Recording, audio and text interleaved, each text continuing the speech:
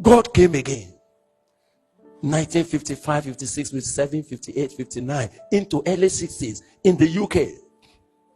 And those that are listening to me, maybe in the UK, and you are old enough, you will see that there's a move. In fact, the brethren tagged it the new wine. God just began to move again.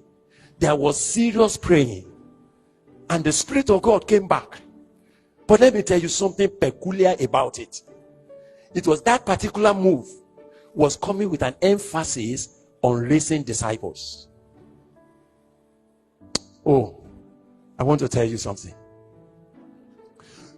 That move began to talk about people taking spiritual oversight over one another.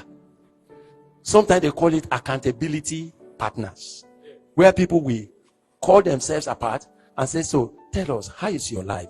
They will confess to one another and they will submit to one another. What we are trying to call floor group here, are you understanding, was supposed to have been like that. And then there will be a few persons who take spiritual oversight and takes it up to prayer. That was the move. Oh, it grew to a point where this oversight became what they call heavy shepherding.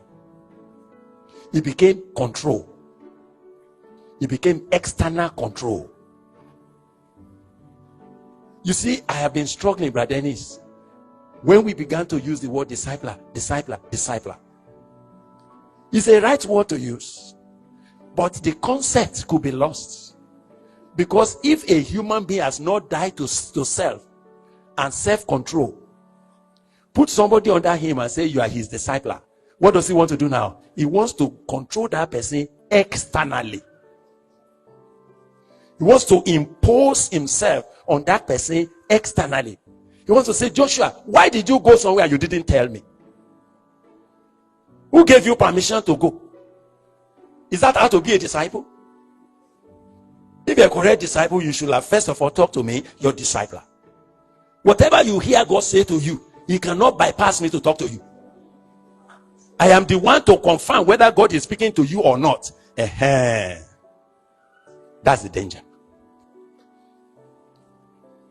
When we do no longer recognize the grace that works internally, the grace that is able to make someone to grow and be submissive to God, and we think that we are in position to stand from outside and supervise him, not to be a helper of his faith, not to help him hear God better, but to take over from him and say, well, whatever God says to you, it stands suspended until it is confirmed.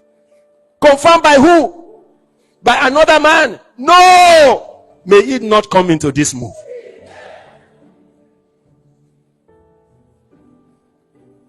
Great grace was upon them all. God is going to release grace. Grace that will make you live right. Such that even if there's a discipler, a brother who is standing along with you to pray with you, he is not the one initiating what is happening in your life. He can only stand there with you, confirm and say, oh, that thing that God is doing with you, thank God, I've been praying for you. That is what God must do. But you see, that move became so controlled from outside. Before you can go somewhere, you must take permission. Even to spend money, you have to ask. It went to an extent that it was interfering with people's marriages. Husband cannot freely talk to the wife. He said, my discipler has not allowed me. Now, all of this finished what could have been a great move. Some churches arose out of it. You will meet relics of it here and there. Brethren are serious. I met people like this. Oh my God, they were eager to serve God. But that legalism came and contaminated it. And it wind down until it became tiny things. I met them all. As I go from one place to another, I will meet them. Whenever I talk of discipleship, they say, Bragh Bile, are you talking of discipleship? That's what we were told. But we don't want it. Are you not talking of heavy shepherding? I say no. No. We're not talking of that. He said, no, don't bring that here. We're not interested. It created a bigger hindrance to the move of God, because people have seen something that was aberrated, that was truncated, and they are not ready to go that way anymore. I want to beg God that since the Holy Spirit has begun to speak about these times of refreshing, but he now said it will be that great grace will be upon them all.